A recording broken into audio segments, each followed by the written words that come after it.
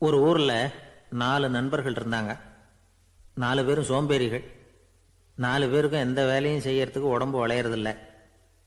இருந்தாலும் சோம்பேறித்தனத்தில் ஒருத்தருக்கு ஒருத்தர் கொஞ்சம் வித்தியாசம் உண்டு. அதுக்கு தகுந்த மாதிரி அவங்களுக்கு பேர் அமைஞ்சு போச்சு. ஒருத்தன் கால் சோம்பேறி, இன்னொருத்தன் அரை சோம்பேறி, அடுத்தவன் முக்கால் சோம்பேறி, கடைசி ஆள் முழு சோம்பேறி. இவங்க 4 பேரும் நண்பர்கள். அப்புறம் எப்படி காரியம் நடக்கும்? 4 பேரும் ஒரு வீதியில் அப்படியே நடந்து போய்கிட்டு இருக்கிறாங்க. நல்ல பசி. எங்கேயாவது சோறு போடுவாங்களா அப்படின்னு பார்த்துக்கிட்டே வந்தாங்க. அவங்க வந்த வழியில் ஒரு ரூபா காசு கிடந்தது தரையில். அவங்க கண்ணில் அது பட்டுது. ஆனாலும் அதை குனிஞ்சு எடுக்கணுமே, அதுக்கு சோம்பேறித்தனம். முழு சோம்பேறி பார்த்தான். பக்கத்தில் வந்துக்கிட்டு இருந்த முக்கால் சோம்பேறிக்கிட்ட சொன்னானா, டேய் அதை கொஞ்சம் குனிஞ்சு எடுறா அப்படின்னானா. அவன் என்ன பண்ணான் தெரியுமா? அதுக்கு அடுத்தபடியாக வந்த அரை சோம்பேறிக்கிட்ட சொன்னானா, டேய் நீ அதை கொஞ்சம் குனிஞ்சு எடுறா அப்படின்னானா. அவன் இவனை விட மோசம். அடுத்தவங்கிட்ட சொல்லியிருக்கிறான். அவனும் குனியறதுக்கு தயாராக இல்லை. ஆக கூடி கடைசியில் யாருமே காசை எடுக்கலை. என்னத்துக்கு அனாவசியமாக உடம்ப வளைச்சிக்கணும் அப்படின்னு எல்லாரும் பேசாமல் வந்துட்டாங்க. அவங்க பாட்டுக்கு நடந்து வந்துக்கிட்டே இருக்கிறாங்க. எதிரில் ஒருத்தன் வாழைப்பழத்தை வண்டியில் வச்சு தள்ளிக்கிட்டே வந்தான். ரூபாய்க்கு 4 பழம்னு கூவி விற்றுக்கிட்டே வர்றான். இப்போ அந்த முழு சோம்பேறி சொன்னானா, டேய் வழியில் கிடந்ததை ரூபா, அதையாவது எடுத்துக்கிட்டு வந்திருந்தா இப்போ இந்த பழத்தை வாங்கி ஆளுக்கு ஒன்று சாப்பிடலாமே அப்படின்னானா. ஆமாம் சாப்பிட்ருக்கலாமே அப்படின்னாங்களாம் மற்றவங்களும். ஆனாலும் திரும்பி போய் அதை எடுக்கணும்னு யாருக்கும் தோணலை. பேசாமல் சோர்ந்து போய் நடந்து வந்தாங்களாம். இருட்டி போச்சு. வழியில் ஒரு கோவில். சரி இங்கேயே படுத்து தூங்குவோம் அப்படின்னா ஒருத்தன். அதுதான் சரின்னாங்க மற்றவங்களும். அப்படியே மண்டபத்தில் படுத்துட்டாங்க. கோவில் அர்ச்சகர் வேலையெல்லாம் முடிச்சுவிட்டு வெளியில் வந்திருக்காரு. இவங்கள பார்த்தாராம். ஏன் இப்படி சோர்ந்து போய் கிடக்குறீங்க அப்படின்னு விசாரிச்சிருக்கார். 2 நாளாச்சுங்க நாங்கள் சாப்பிட்டு அப்படின்னாங்களாம். அவர் உடனே ஐயோ பாவம் அப்படின்னு சொல்லி பானை, விறகு, அரிசி, தண்ணி எல்லாம் கொடுத்து நீங்களே சமையல் பண்ணி சாப்பிட்டுக்குங்க அப்படின்னு சொல்லிவிட்டு போயிட்டார். இந்த 4 பேருக்கும் சமையல் பண்ணி சாப்பிட்ணும்னு ஆசையாக தான் இருந்தது. ஆனால் அடுப்பு பற்ற வைக்கணுமே, அதுக்கு தீப்பெட்டி வேணுமே. தீப்பெட்டி இல்லை. இப்போ முழு சோம்பேறி ஆரம்பித்தான். அடுத்தவனை பார்த்து, டேய் கடைக்கு போய் ஒரு தீப்பெட்டி வாங்கிட்டு வாயேன் அப்படின்னு நானான். அவன் வழக்கம் போல் அடுத்தவங்ககிட்ட சொல்லியிருக்கான். அவன் அதுக்கு அடுத்தவங்ககிட்ட சொல்லியிருக்கிறான். கடைசியாக கால் சோம்பேறிக்கிட்ட வந்து சேர்ந்தது. அவனும் அது நம்மால் முடியாது அப்படின்னு பேசாமல் இருந்துட்டான். இப்போ தீப்பெட்டி வேணுமே, அதுக்கு என்ன பண்ணுறது? அவங்களுக்குள்ளே பேசி ஒரு முடிவுக்கு வந்தாங்களாம். அதாவது யார் முதல்ல வாயை திறந்து பேசுகிறாங்களோ அவங்க தான் தீப்பெட்டி வாங்கிறதுக்கு போகணும் அப்படின்னு. அவ்வளவுதான். உடனே 4 பேரும் வாயை கெட்டியாக மூடிக்கிட்டு படுத்துக்கிட்டாங்க. அவங்க சமையல் பண்ணி சாப்பிட்டாங்களா என்ன அப்படிங்கிறது அர்ச்சகருக்கு தெரியல. சரி பார்த்துட்டு வரலாமேன்னு வந்தார். வந்து பார்க்குறாரு, இவங்க 4 பேரும் அசையாமல் படுத்து கிடக்குறாங்க. அர்ச்சகர் பயந்துட்டார். ஒருவேளை பசி தாங்காமல் செத்து போட்டாங்களோ அப்படிங்கிற பயம். அல்லது நாம் கொடுத்த உணவுப் பொருளில் ஏதாவது விஷம் கலந்துருக்குமோ அப்படின்னும் பயந்தார். அப்படின்னா நம்ம மேலே பழி வந்துருமே அப்படின்னு நினச்சி நடுங்க ஆரம்பிச்சுட்டார். அப்புறம் அவரும் ஒரு முடிவுக்கு வந்தாராம். கோவிலுக்கு பக்கத்துலேயே ஒரு பெரிய குழி இருந்தது. அதில் ஒவ்வொருத்தரையாக இழுத்துக்கிட்டு போய் போட்டார். கொஞ்சம் மண்ணை தள்ளினார். காலால் மிதித்தார். அவர் மிதித்த மிதி ஒருத்தன் அடி வயத்தில் போட்டுவிட்டுது. அவன் உடனே வலி தாங்காமல் ஐயோ அம்மான்னு அலறினான். உடனே நடந்தது என்ன தெரியுமா? மற்ற 3 பேரும் துள்ளி எழுந்திரிச்சாங்களாம். அவனை பார்த்து நீ தாண்டா தீப்பெட்டி வாங்க போகணும், நீ தாண்டா வாங்க போகணும், நீ தான் சத்தம் போட்ட அப்படின்னு சொல்லி ஆரம்பிச்சுட்டாங்களாம். அர்ச்சகர் பார்த்தார். இது பேய் மாதிரி தெரியுதுன்னு நினச்சிக்கிட்டு ஒரே ஓட்டமாக ஓடி போட்டாராம். கிராமப்புறங்களில் இப்படி ஒரு கதையை சொல்கிறது உண்டு. சோம்பல்ங்கிறது நம்ம முன்னேற்றத்துக்கு பெரிய தடை அப்படிங்கிறத நாம் புரிஞ்சுக்கணும். அதுதான் இந்த கதை சொல்கிற நீதி. ஒரு பள்ளிக்கூடத்தில் ஒரு புதுமையான போட்டி நடந்துதான். அதாவது சோம்பேறித்தனத்துக்கு பரிசு. அதில் 2வது பரிசு யாருக்குன்னு அறிவித்தாங்க. ஒரு பையன் எழுந்திரிச்சு மெதுவாக நடந்து போய் பரிசை வாங்கிட்டான். அடுத்தது முதல் பரிசு யாருக்கு அப்படின்னு அறிவித்தாங்களாம். அவன் கடைசி வரிசையிலேருந்து கத்தனானா, ஐயா அதையும் அந்த பையன் மூலமாகவே கொடுத்து அனுப்பி வச்சுருங்க, இங்கே வந்தது நான் வாங்கிக்கிறேன் அப்படி. ஒரு ஊரில் ஒரு ஆள் இருந்தான். அவனுக்கு ஒரே ஒரு மகள். அவளை நல்ல இடத்துல கட்டி கொடுக்கணும்னு ஆசைப்பட்டான். அதுக்காக மாப்பிள்ளை தேடிட்டு இருந்தான். அவன் கொஞ்சம் வசதியான ஆள். அதனால் நிறைய பேர் வந்தாங்க. இருந்தாலும் ஒரு நல்ல குணமுள்ள மாப்பிள்ளையாக இருக்கணும் அவன் எதிர்பார்த்தான். அப்படி இருக்கணும்னு தொடர்ந்து முயற்சி பண்ணான். கடைசியாக ஒரு 3 பேர் கிடைச்சாங்க. அந்த 3 பேரில் யாரை தேர்ந்தெடுக்கிறது? இதுதான் அவனுக்கு வந்த குழப்பம். இந்த நிலைமையில் ஒரு பெரியவரை தேடி போனான். அவர்கிட்ட தன்னுடைய பிரச்சனையை சொன்னான். அவர் கொஞ்சம் யோசனை பண்ணார். அதுக்கப்புறம் 3 பேரையும் கூப்பிட்டார். இதை பாருங்கப்பா, உங்கள் 3 பேருக்கும் 3 மாத கால அவகாசம் தர்றேன். நீங்கள் இப்போ போகலாம். 3 மாதம் கழித்து திரும்பி வரலாம். அப்படி வரும்போது இந்த 3 மாத காலத்தில் நீங்கள் செஞ்ச நல்ல காரியம் ஏதாவது ஒன்று சொல்லணும். அதை வச்சு உங்களில் ஒருத்தரை நாங்கள் தேர்ந்தெடுத்துக்கிறோம் அப்படின்னு சொன்னாராம். 3 பேரும் சரின்னு சொல்லிவிட்டு திரும்பி போயிட்டாங்க. 3 மாதம் ஆச்சு. அதுக்கப்புறம் ஒரு நாள் திரும்பி வந்தாங்க. அவர் அவங்கள கூப்பிட்டு உட்கார வச்சார். அப்புறம் கேட்டார், இப்போ சொல்லுங்கள், இந்த 3 மாத காலத்தில் நீங்கள் செஞ்சுருக்கிற ஏதாவது ஒரு நல்ல காரியத்தை சொல்லுங்க அப்படின்னார். முதல்ல ஒருத்தன் எழுந்திரிச்சு நின்னான். ஐயா, எங்கள் அப்பா இறந்த பிறகு அவரோட கணக்கு வழக்குகளை எடுத்து பார்த்துக்கிட்டு இருந்தேன். அவர் ஒரு வியாபாரிகிட்ட 10,000 ரூபா கடன் வாங்கியிருக்கிறதாக எழுதியிருந்தார். அந்த வியாபாரியும் இப்போ உயிரோடு இல்லை. இருந்தாலும் அந்த வியாபாரியோட மகனை தேடி கண்டுபிடிச்சேன். கணக்கு புத்தகத்தை காட்டினேன். எங்கள் அப்பா உங்கள் அப்பா கிட்ட 10,000 ரூபா கடன் வாங்கியிருக்கிறதாக இதை எழுதியிருக்கிறார். அதனால் அதை திருப்பி கொடுக்கறதுக்காக வந்திருக்கிறேன். இந்தாங்க அந்த பணம் அப்படின்னு சொல்லி கொடுத்துட்டு வந்துட்டேன் அப்படின்னு நானும். இதை பெரியவர் கவனமாக கேட்டுக்கிட்டார். அதுக்கப்புறம் 2வது இளைஞன் எழுந்திரிச்சான். ஐயா, நான் போன மாதம் ஒரு நாள் ராத்திரி வேளையில் ஒரு காட்டுப்பாதை வழியாக எங்கள் ஊருக்கு போய்கிட்டு இருந்தேன். அந்த சமயத்தில் அந்த வழியாக வந்துக்கிட்டு இருந்த ஒரு வழிப்போக்கர்கிட்ட 4-5 திருடர்கள் வம்பு வளர்த்து அவர்கிட்ட இருந்த பொருளை எல்லாம் கொள்ளையடிச்சுக்கிட்டு இருந்தாங்க. நான் உடனே ஒரு குச்சியை எடுத்துகிட்டு ஓடினேன். அந்த திருடர்களை அடித்து விரட்டினேன். பொருளை எல்லாம் மீட்டு அந்த வழிப்போக்கர்கிட்ட ஒப்படைச்சேன். அவரை பத்திரமா அழைச்சிட்டு போய் அவர் வீட்டில் விட்டுட்டு வந்தேன் அப்படின்னு நானும். இதையும் பெரியவர் கவனமாக கேட்டுக்கிட்டார். அடுத்தபடியாக 3வது இளைஞன் எழுந்திரிச்சான். ஐயா, போன மாதம் ஒரு நாள் நான் ஒரு மலைப்பாதை வழியாக போய்கிட்டு இருந்தேன். மலைப்பாதை விளிம்பில் ஒரு மதகு கட்டை, அது மேலே ஒரு ஆள் படுத்து தூங்கிட்டு இருந்தான். அந்த பக்கம் தவறி உருண்டு விழுந்திருந்தான்னா அதில் பாதாளம். அது மலையடி வாரத்தில் போய் தான் வேணும், அவ்வளவு பள்ளம். அது தெரியாமல் அவன் பாட்டுக்கு தூங்கிட்டு இருந்தான். நான் உடனே அவன்கிட்ட ஓடி போய் குனிஞ்சு அவன் முகத்தை பார்த்தேன்.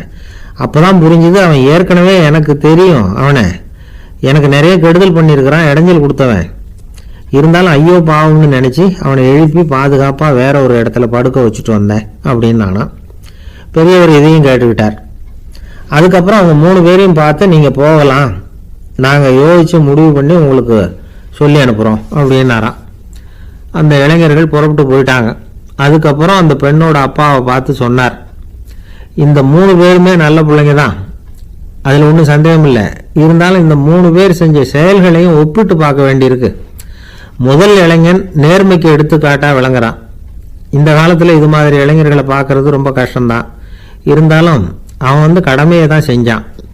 2வது இளைஞன் நல்ல வீரன், தைரியசாலி. ஒரு வீரன் எதை செய்யணுமோ அதைத்தான் இவன் செஞ்சான். இவன் ஒரு லட்சிய மனிதன். 3வது இளைஞன் தன்னுடைய பகைவனுக்கே உதவி செஞ்சிருக்கான். அவன் உயிரை காப்பாற்றியிருக்கிறான். பகைவனுக்கு அருள்வதுங்கிறது ஒரு சாதாரண மனுஷனால் செய்யக்கூடிய காரியம் இல்லை. பகையை மறக்கிறதும் பகைவனுக்கு அருள்வதும் தெய்வீக பண்புகள். அதனால் இவனையே உன்னுடைய மகளுக்கு ஏற்ற மாப்பிள்ளையா தேர்ந்தெடுக்கலாம் அப்படின்னு சொன்னாங்களாம். ஒரு நல்ல நாளில் அவங்களுக்கு திருமணம் நல்ல விதமாக நடந்து முடிஞ்சுதான். இது சுவாமி சின்மயானந்தர் சொல்லியிருக்கிற ஒரு கதை. இதிலிருந்து நாம் புரிந்து கொள்ள வேண்டிய ஒரு கருத்து, நமக்கு கெடுதல் பண்ணவங்களுக்கும் நாம் நல்லது செய்யணும். ஆனால் நடைமுறையில் அப்படி நம்மளால் செய்ய முடியறதில்ல. அதுதான் சிக்கல். நம்மால் ஒருத்தங்கிட்ட கேட்டேன், ஏண்டா உன்னுடைய பகைவன் ஒருத்தன் அது மாதிரி ஒரு மலைப்பாதை மதகு கட்டையில் படுத்திருந்தா உடனே நீ என்ன நினைப்ப அப்படின்னு கேட்டோம். இது ஒரு அருமையான சந்தர்ப்பம்னு நினைப்பேன் அப்படின்னா. எதுக்குன்னு கேட்டோம். அவனை அந்த பக்கமாக உருட்டி கீழே தள்ளுறதுக்கு அப்படின்னா. ஒரு ராஜா இருந்தார். அவர் ஒரு நாள் காலையில் அரண்மனையில் மேல் மாடத்தில் நின்றுக்கிட்டு இருந்தார். அப்போ ஒரு ஆள் வீதியில் ரொம்ப வேகமாக ஓடிக்கிட்டு இருக்கான். அதை ராஜா கவனிச்சார். அவன் மனசில் ஏதோ ஒரு தவிப்பு இருக்குங்கிறத புரிஞ்சுக்கிட்டார். உடனே அரண்மனை சேவகர்களை கூப்பிட்டார். அந்த ஆளை இங்கே அழைச்சிட்டு வாங்க அப்படின்னார். இவங்க ஓடி போய் அந்த ஆளை அழைச்சிட்டு வந்தாங்க. மன்னர் முன்னாடி நிறுத்தினாங்க. மன்னர் அவனை நிமிர்ந்து பார்த்தார். எதுக்காக இவ்வளவு வேகமாக ஓடிக்கிட்டு இருக்கிற அப்படின்னு கேட்டார். இதுக்கு அவன் சொன்னான், மன்னா, நம்ம கோட்டையின் வடக்கு வாசல் இருக்கு இல்லையா, அது ஓரமாக ஒரு பெரிய பாறாங்கல் கிடக்கு. அதுக்கு அடியில் நான் ஒரே ஒரு வெள்ளி நாணயத்தை புதைச்சி வச்சுருக்கேன். அது இப்போ எனக்கு தேவைப்படுது. என்னுடைய மனைவிக்கு ஒரு பரிசு வாங்கி கொடுக்க வேண்டியிருக்கு. அதுக்காக தான் அவசரமாக ஓடிக்கிட்டு இருக்கிறேன் அப்படின்னா. மன்னர் யோசனை பண்ணார். அப்புறம் சொன்னார், அதுக்காகவா இப்படி ஓடுற? பரவாயில்ல, அதை பற்றி கவலைப்படாத, நான் உனக்கு 10 வெள்ளி காசுகள் தர்றேன், வாங்கிட்டு திரும்பி போ அப்படின்னார். இவன் தலையை சொரிஞ்சான். மன்னா, நீங்கள் கொடுக்கறத ரொம்பவும் மகிழ்ச்சியோடு வாங்கிக்கிறேன், இருந்தாலும் அதுக்கப்புறம் அந்த வடக்கு வாசலுக்கு போய் அங்கே இருக்கிற ஒரு நாணயத்தையும் எடுத்துக்கிட்டு போயிடுறேனே அப்படின்னு நானும். இதை பாருப்பா, அந்த ஒரு நாணயத்தை மறந்துடு, உனக்கு 100 வெள்ளி நாணயங்கள் தரேன் இருக்கார். மன்னா, ரொம்ப மகிழ்ச்சி, உங்கள் மாதிரி தாராள குணம் வேற யாருக்கும் வராது, நீங்கள் கொடுக்குற 100 நாணயங்களையும் வாங்கிக்கிறேன், இருந்தாலும் வடக்கு வாசலுக்கு போய் அதையும் எடுத்துக்கிட்டா 101 ஆயிடுமே அப்படின்னு நானா. இதை பாருப்பா, அந்த ஒரு நாணயத்தை மறந்துடு, அது எக்கேடாவது கெட்டு போகட்டும், நான் உனக்கு 100 பொற்காசுகள் தரேன், அதையாவது வாங்கிட்டு வந்த வழியிலேயே திரும்பி போடுன்னாராம். தங்க நாணயங்களே தரேன்னு சொல்கிறீங்க, தாராளமாக வாங்கிக்கிறேன், இருந்தாலும் வடக்கு வாசலுக்கு போய் அப்படின்னு மறுபடியும் ஆரம்பித்தான். அரசர் பொறுமை இழந்துட்டார். கடைசியாக ஒரு முடிவுக்கு வந்துட்டார். இதை பாருப்பா, உனக்கு என்னுடைய ராஜ்யத்திலேயே பாதியை கொடுத்துட்றேன், அப்படியாவது திருப்தியாக திரும்பிப்போ அப்படின்னாராம். மன்னா, உங்களுடைய பெருந்தன்மைக்கு ஈடு இணையே கிடையாது, தேசத்திலேயே பாதி பிரித்து கொடுக்குறேன்னு சொல்கிறீங்க, அதனால் உங்ககிட்ட ஒரு சின்ன வேண்டுகோள் அப்படின்னானா. சொல்லுன்னாராம் மன்னர் ஆர்வமாக. இவன் மெதுவாக ஆரம்பித்தான். அப்படி இந்த ராஜ்யத்தை 2ஆக பிரிக்கிறப்போ அந்த வடக்கு வாசல் இருக்கிற பக்கத்தை என்கிட்டயே கொடுத்துருங்கோ அப்படின்னானா. மன்னர் அசந்து போயிட்டார். இந்த கதை எதுக்காகன்னு கேட்டால், மனம்ங்கிறது ஒரு குரங்குங்கிறத புரிஞ்சுக்கிறதுக்காகத்தான். உன்னை பிடிச்சிக்கிட்டா லேசில் விடாது, அப்படிப்பட்ட மனசை அறிவு தான் வழி நடத்தணும், அதில் தான் வாழ்க்கையின் வெற்றி அடங்கியிருக்குது. ஒரு சின்ன பையன் தெருவில் அழுதுகிட்டு இருந்தான். ஏன்பா அழுகுறேன்னு ஒரு பெரியவர் கேட்டார். 1 ரூபா காசை இங்கே தொலைச்சுட்டேன் அப்படின்னா. சரி, அதுக்காக அழாத, அதுக்கு பதிலாக 10 ரூபா தரேன், இந்தா வச்சுக்கோன்னு கொடுத்தார். அந்த 10 ரூபாயை வாங்கி சட்டப்பையில் போட்டுக்கிட்டு அதை விட அதிகமாக சத்தம் போட்டு அழ ஆரம்பிச்சுட்டான். மறுபடியும் ஏன்டா அழறேன்னு கேட்டார் பெரியவர். அந்த 1 ரூபாயும் கிடச்சிட்டுதுன்னா இப்போ என்கிட்ட 11 ரூபா இருக்குமே, இப்போ 10 ரூபா தானே இருக்குது அப்படின்னு சொல்லிவிட்டு அழறான். ஒருத்தர் ரொம்ப கவலையோடு உட்காந்துருந்தார். எதை பற்றி சார் கவலைப்படுறீங்கன்னு கேட்டோம். எதிர்காலத்தை பற்றி கவலைப்படுறேன்னார். ஏன்னு கேட்டோம். என்ன பண்ணுறதுன்னே தெரியல சார், எதிர்காலம் ஒரே இருட்டாக இருக்குது, பாதையே புரியலன்னார். இன்றைக்கி நம்ம இளைஞர்கள் பல பேருக்கு எதிர்காலம் இருட்டாக தான் தெரியுது. அவங்கெல்லாம் இந்த கதையை கொஞ்சம் கேட்கணும். ஒரு மலை அடிவாரத்தில் ஒரு சின்ன கிராமம். அந்த மலை ரொம்ப உயரமானது, அடர்த்தியாக செடி கொடிகள் மரங்கள் அதில் மண்டி கிடக்குது. பகல் வேளையில் இருட்டாக தான் இருக்கும், அவ்வளோ அடர்த்தி. அந்த மலை உச்சியில் ஒரு கோவில்.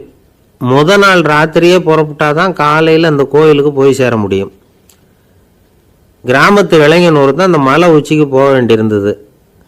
கையில் ஒரு விளக்கை எடுத்துக்கிட்டு நாள் ராத்திரியே புறப்பட்டான். புறப்பட்டு போனவன் கிராமத்து எல்லையிலேயே நின்றுட்டான். ஏன் தெரியுமா? அவன் கையில் இருந்த விளக்கோட வெளிச்சம் 10 அடி தூரத்துக்கு தான் தெரியுது. அது வரைக்கும் தான் பாதை தெளிவாக இருக்குது, அதுக்கு அப்பால எல்லாம் ஒரே இருட்டாக இருக்குது, பாதை புரியல. இவன் யோசனை பண்ணி பார்த்தான். மனசுக்குள்ள ஒரு சந்தேகம். 10 அடி தூரம் தானே வெளிச்சம் தெரியுது, அப்படின்னா நாம் 10 அடி தூரம் தானே போக முடியும், அதுக்கும் அந்தாண்ட ஒரே இருட்டாக இருக்குது, அதில் எப்படி நாம் நடந்து போகிறது? நாம் ரொம்ப தூரம் நடந்து போய் ஆகணுமே. அப்படிப்பட்ட நினப்பெல்லாம் அவனுக்கு வந்துட்டுது. இதுதான் அவன் மனசில் ஏற்பட்ட தயக்கம்.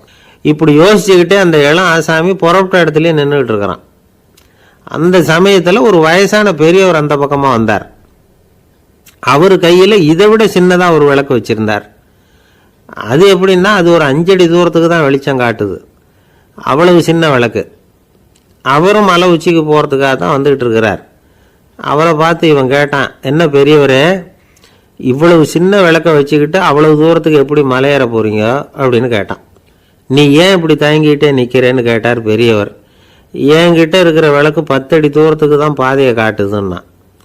இப்போ பெரியவர் சொன்னார், தம்பி, உன் கையில் இருக்கிற விளக்கு கொடுக்குற வெளிச்சத்தை வச்சு நீ முதல்ல 10 அடி தூரம் முன்னாடி போ, 10வது அடியில் போய் நின்றுக்கிட்டு பாரு, மறுபடியும் ஒரு 10 அடி தூரத்துக்கு பாதை தெரியும். இப்படி உன் கையில் இருக்கிற விளக்கு தொடர்ந்து வெளிச்சம் காட்டிக்கிட்டே இருக்கும். நீ முன்னேற முன்னேற அந்த வெளிச்சமும் முன்னேறும். அதனால் எத்தனை கிலோமீட்டர் தூரம் வேணும்னாலும் நீ இந்த 10 அடி தூரம் வெளிச்சத்தை வச்சுக்கிட்டே நீ போயிடலாம், புறப்படு அப்படின்னார். இப்போ தான் அந்த பெரியவர் சொன்னது இளைஞனுக்கு பளிச்சுன்னு புரிஞ்சுதான். உடனே உற்சாகமாக புறப்பட்டான், உச்சிக்கு போய் சேர்ந்தான். இந்த கதையிலேருந்து நாம் புரிஞ்சிக்க வேண்டியது என்ன தெரியுமா? நீண்ட கால திட்டம் ஒன்று போடும் பொழுது நமக்கு முன்னாடி இருக்கிறத மறந்துட்டு மனசை போட்டு குழப்பிக்க கூடாது. உங்கள் கையில் என்ன இருக்கோ அதுலேயே உங்கள் எதிர்காலம் மறைஞ்சிருக்குது. கண் முன்னாடி தெரியறத வச்சு ஆரம்பிங்க, போக போக வழி தானாக புலப்படும் அப்படிங்கிறார் ஒரு பெரியவர். பெரிய பயணங்களையெல்லாம் இப்படி தான் நடத்த வேண்டியிருக்கும். ஒவ்வொரு அடியாக எடுத்து வச்சா ஓடி போய் சேர்ந்து விடலாம். மலைச்சி போய் நின்றுட்டா நின்றுக்கிட்டே இருக்க வேண்டியது தான். நம்ம ஆள்லாம் ரொம்ப மோசமாக இருக்கிறாங்க. ஒருத்தன் அப்படி தான் நீண்ட தூர பிரயாணம் ஒன்று புறப்பட்டான். ரயில் போய்கிட்டே இருந்தது. கொஞ்சம் தூரம் போச்சு, பாதி வழியில் கையில் வச்சுருந்த டிக்கெட்டை காற்றுல விட்டுட்டான். ஐயோ என் டிக்கெட்டு போயிட்டுதே அப்படின்னு கத்த ஆரம்பிச்சிட்டான். பக்கத்தில் இருந்த பெரியவர் அவனை பார்த்து பரிதாபப்பட்டு, கவலைப்படாத தம்பி, போனால் போகுது, வேறு டிக்கெட் வாங்கிக்கலாம் அப்படின்னு ஆறுதல் சொன்னார். அதுக்கு அவன் சொல்கிறான், சார் நான் அதுக்காக அழலை, அந்த டிக்கெட்டு கிடைச்சா தானே நான் எந்த ஊருக்கு போகணுங்கிறது எனக்கு தெரியும் அப்படிங்க. ஒருத்தர் அவருக்கு ஜாதகத்தில் நம்பிக்கை உண்டு. அவரே ஜோசியம்லாம் பார்ப்பார். என்ன சார் இந்த காலத்தில் இதையெல்லாம் நம்பிக்கிட்டு இருக்கீங்களே அப்படின்னு கேட்டால், உங்களுக்கு ஒன்றும் தெரியாது சார், இந்த உலகத்தில் ஒவ்வொருத்தரும் அவங்கவங்க செய்கிற நல்லது கெட்டதுக்கு தகுந்த பலனை அனுபவிச்சே தீரணும் பார். அது மட்டும் இல்லை, ஒருத்தர் செத்துட்டா கூட அவன் செஞ்ச பாவ புண்ணியங்கள் கூடவே போய்கிட்டு இருக்கோம் பார். அது எப்படி கூட போவோம் அப்படின்னு குதர்க்கமாக கேட்டால், அதுக்கு அவர் ஒரு கதை சொன்னார். அது ரொம்ப சுவாரஸ்யமாக இருந்தது. அது என்ன கதைன்னா, ஒரு ஊரில் ஒருத்தர் இருந்தாராம். அவர் ஜோசியம் பார்க்குறதுல ரொம்ப கெட்டிக்காரரான். ஒருத்தருடைய தலைமுடியை மட்டும் அவர்கிட்ட காட்டினா போதும், அதை மட்டும் பார்த்துட்டு அவருடைய ஜாதகத்தையே அலசி போடுவாராம். அப்பேற்பட்ட திறமை. அந்த ஆள் ஒரு சமயம் கன்னியாகுமரி கடற்கரைக்கு போயிருந்திருக்கார். அங்கே கரை ஓரமாக ஒரு மண்டை ஓடு கிடந்திருக்கு. அதை எடுத்து பார்த்துருக்கார். அந்த மண்டை ஓட்டை வச்சுக்கிட்டே அதோட ஜாதகத்தை அலசியிருக்கார். இந்த மண்டை ஓட்டுக்கு உரிய ஆசாமி வாழ்க்கையில் ரொம்ப கஷ்டப்பட்டிருக்கணும், நிறைய கஷ்டத்தை அனுபவிச்சிருக்கணும். அது தாங்க முடியாமல் தான் கடலில் விழுந்து தற்கொலை பண்ணிகிட்டு இருக்கான் அப்படிங்கிறத அவர் கணிச்சுட்டார். இருந்தாலும் இந்த மண்டை ஓடு இன்னமும் அனுபவிக்க வேண்டியது பாக்கி இருக்குது அப்படிங்கிறத அவர் உணர்ந்தாராம். அது சரி, ஒருத்தன் உயிரோடு இருக்கிற வரைக்கும் நல்லது கெட்டதை அனுபவிக்க முடியும், செத்ததுக்கு அப்புறமும் பாக்கி இருக்குன்னா அதை எப்படி அனுபவிக்கிறது? இந்த மண்டை ஓட்டுக்கு இன்னும் கொஞ்சம் பாக்கி இருக்குங்கிறது அவருக்கு புரிஞ்சதே தவிர அதோட அர்த்தம் என்னங்கிறது சரியாக விளங்கலை. சரி, இதை இன்னும் கொஞ்சம் விவரமாக ஆராய்ச்சி பண்ணுவோம் அப்படின்னு நினச்சிக்கிட்டு அதை தன்னுடைய வீட்டுக்கே எடுத்துகிட்டு போயிட்டார். அந்த மண்டை ஓட்டை ஒரு பெட்டியில் வச்சு பூட்டினார். தன்னுடைய தனி அறையில் அதை பத்திரமா வச்சுக்கிட்டார். தினமும் ராத்திரி ஆனதும் தன்னுடைய மனைவியை பார்த்து, நீ போய் பூஜை அறையில் தனியாக படுத்துக்கோ அப்படின்னு சொல்லிவிட்டு தினம் ராத்திரி 12 மணிக்கு பெட்டியை திறந்து அவர் பார்ப்பார். மண்டை ஓடு அப்படியே இருந்தது தவிர இன்னும் கொஞ்சம் பாக்கி இருக்குங்கிறதுக்கு அர்த்தம் அவருக்கு விளங்கலை. அந்த மண்டை ஓட்டுக்கு இன்னும் என்ன பாக்கி இருக்க போகுது? எப்படியோ ஒரு 10 நாள் போச்சு. அந்த வீட்டம்மாவுக்கு சந்தேகம் வந்துட்டுது. நம்ம வீட்டுக்காரரு நம்மளை தனியாக ஏன் தூங்க சொல்கிறார் அப்படிங்கிற சந்தேகம். உடனே பக்கத்து வீட்டு அம்மா கிட்ட விஷயத்தை சொல்லியிருக்கிறாங்க. அந்த அம்மா உடனே, நீ கவலைப்படாத, நான் கண்டுபிடிச்சி சொல்கிறேன் அப்படின்னு சொல்லிவிட்டாங்களாம். அன்னைக்கு ராத்திரியே ஜன்னல் வழியாக எட்டி பார்த்துருக்குறாங்க. இந்த ஆள் மண்டை ஓட்டை கையில் வச்சுக்கிட்டு அது திருப்பி திருப்பி பார்த்துக்கிட்டு இருக்கிறான். அதை பார்த்துட்டாங்க. மறுநாள் காலையில் அவரோட மனைவியை பார்த்தாங்க. ஏம்மா, உன் வீட்டுக்காரருக்கு நீ முதல் மனைவியா 2வது மனைவியா அப்படின்னு கேட்டாங்களாம். எனக்கு தெரிஞ்ச வரைக்கும் நான் ஒருத்தி தான் அவருடைய மனைவி அப்படின்னாங்களாம் அவங்க. அப்படி இல்லை, நீ அவருக்கு 2வது மனைவி. முதல் மனைவியின் மண்டை ஓட்டை தான் அவர் தினமும் ராத்திரியில் எடுத்து பார்த்துக்கிட்டு இருக்கிறார் அப்படின்னாங்க அடுத்த வீட்டு அம்மா. அப்படியா விஷயம் அப்படின்னு சொல்லிவிட்டு கணவன் வீட்டில் இல்லாத நேரமாக பார்த்து அந்த மண்டை ஓட்டை எடுத்து கொண்டாந்து ஒரு உரலில் போட்டு உலக்கையால் குத்தி நொறுக்க ஆரம்பிச்சிட்டாங்க. வெளியில் போயிருந்த அந்த ஆள் அப்போ தான் உள்ளே நுழைஞ்சார். மண்டை ஓடு உலக்கை கிட்ட குத்து வாங்கிக்கிட்டு இருக்கு.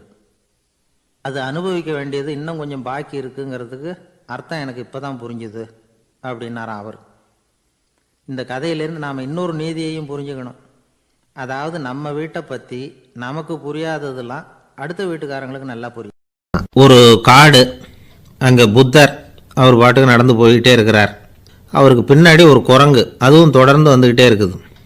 புத்தர் திரும்பி பார்த்தார். குரங்கு அப்படியே குதித்து உயர எழும்பி ஒரு கிளையில் போய் உக்காந்துது. ஏன் இப்படி பண்ணுறேன்னு கேட்டார் புத்தர்.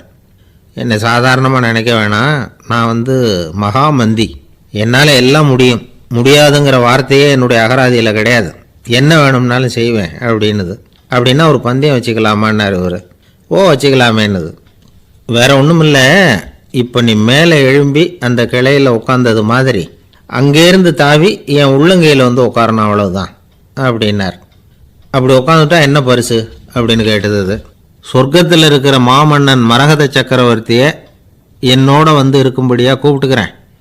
அந்த சமயத்தில் அவருடைய அரியணை வந்து அங்கே காலியாகிடும், நீ அதில் போய் உட்காந்துக்கலாம். பந்தயத்தில் தோத்துட்டா ஒரு கல்ப காலம் இந்த பூமியில் வாழ வேண்டியிருக்கும், அதுக்கு பிறகு தான் என்கிட்ட வர முடியும், என்ன சொல்கிற அப்படின்னார். குரங்குக்கு தாவறது ஒரு பெரிய காரியமா? இது எனக்கு ரொம்ப சாதாரண விஷயம், என்ன இப்போவே தாவட்டுமா அப்படின்னுது. சரின்னு சொல்லி உள்ளங்கையை நீட்டினார். அவருடைய கை தாமரை இலை அளவுக்கு அப்படியே விரிஞ்சுது. குரங்கு சௌரியமாக வந்து உட்கார்றதுக்காக. குரங்கு தாவறதுக்கு தயாராச்சு. அதுக்கு முன்னாடி ஒரு சின்ன யோசனை அதுக்கு. இந்த கிளையிலேருந்து அந்த கைக்கு தாவறது எனக்கு ரொம்ப அற்பமான ஒரு வேலை, இது ரொம்ப சாதாரணம், என்னுடைய கௌரவத்துக்கு இது சரியாக இருக்காது. அதனால் நான் என்ன பண்ண போகிறேன்னா, இங்கேருந்து கிளையிலேருந்து அப்படியே உயர எழும்ப போகிறேன். எழும்பி மேல் உலகம் போய் அங்கே ஒரு சுற்றிவிட்டு அதுக்கப்புறம் அங்கேருந்து நேராக வந்து இந்த கையில் உட்கார போகிறேன் அப்படின்னு நினச்சிது. என்ன யோசிக்கிற அப்படின்னார் புத்தர். ஒன்றும் இல்லை, இந்த பாயிரம் பார் அப்படின்னு சொல்லி தாவி உயர போயிட்டுது. கொஞ்ச நேரத்தில் வான உலகத்துக்கே போய் சேர்ந்துட்டுது. அங்கே போய் பார்த்தா அங்கே ஒரு 5 பளிங்கு தூண்கள் இளம் சிவப்பு நிறத்தில் நின்றுக்கிட்டு இருக்குது. குரங்கு நினச்சிக்கிட்டது, புத்தர்கிட்ட போய் இந்த பளிங்கு தூண்களை பார்த்தோம்னு சொன்னால் அப்படியே திகைச்சு போயிடுவார், இந்த தூணில் ஏதாவது அடையாளம் செஞ்சுட்டு போகணும் அப்படின்னு அந்த இடத்துல மிதந்துக்கிட்டே நினச்சிது. உடனே ஒரு தூணில் எழுந்துச்சு. என்ன எழுதிச்சுன்னா, ஒரு மகா ஞானி இங்கே வந்துட்டு போகிறார் அப்படின்னு எழுதிச்சு. எழுதிவிட்டு அப்படியே கீழே தாவி வந்து புத்தரோட உள்ளங்கையில் உட்காந்துது. எப்படி பார்த்தீங்களா என்னுடைய வேலை? வான உலகத்துக்கே போய் அங்கே இருக்கிற 5 பளிங்கு தூண்களை பார்த்துட்டு அதில் நான் வந்த விவரத்தை எழுதி வச்சுட்டு அதுக்கப்புறம் இங்கே வந்திருக்கிறேன் அப்படின்னுது ரொம்ப பெருமையாக. அப்படியா அப்படின்னார் புத்தர். ஆமாம், சந்தேகமாக இருந்தால் வாங்க, அழைச்சிட்டு போய் காட்டுறேன் அப்படின்னுது அந்த குரங்கு. அதுக்கு தேவையில்லை, அப்படியே கொஞ்சம் கீழே குனிஞ்சு பார் தெரியும் அப்படின்னார் புத்தர். அங்கே பார்த்தா புத்தரோட உள்ளங்கை தெரிஞ்சுது. நல்லா உத்து பார்த்துது. அவரோட ஒரு விரலில் அது எழுதிய வாசகம் தெரிஞ்சுது. குரங்கு யோசனை பண்ணிச்சு, அப்படின்னா வானத்தில் நான் பார்த்தது புத்தரோட விரல்களா அப்படின்னு யோசிச்சுது. இதை புரிஞ்சுக்கிட்ட உடனே அந்த குரங்கோட கர்வம் அழிஞ்சு போச்சான். நம்ம மனசு தான் இந்த குரங்கு. மனம்ங்கிறதும் ஆணவம்ங்கிறதும் ஒரு நாணயத்தின் 2 பக்கங்கள். மனம் உள்ளவரை ஆணவமும் இருக்கும். மனம் அழிஞ்சாதான் ஆணவம் அழியும். மனம் அழிய வேண்டும் அப்படின்னு பெரியவங்க சொல்கிறது இந்த அர்த்தத்தில் தான். நம்ம ஆளுங்க சவால் விடுறதெல்லாம் வேறு மாதிரி. ஒருத்தன் ஒரு வாய்க்காலை தாண்டுறேன்னு பந்தயம் கட்டி தாண்ட முடியாமல் வாய்க்காலில் விழுந்து காலை உடச்சிக்கிட்டு கட்டு போட்டுக்கிட்டு வந்தான். ஏன்டா அப்படின்னு கேட்டாங்க. நான் பந்தயம் கட்டின நேரம் சரியில்லை அப்படின்னா. எப்படிறான்னு கேட்டிருக்காங்க. வாய்க்காலில் தண்ணி இருக்கிற நேரமாக பார்த்து பந்தயம் கட்டியிருக்கணும் அப்படின்னானா.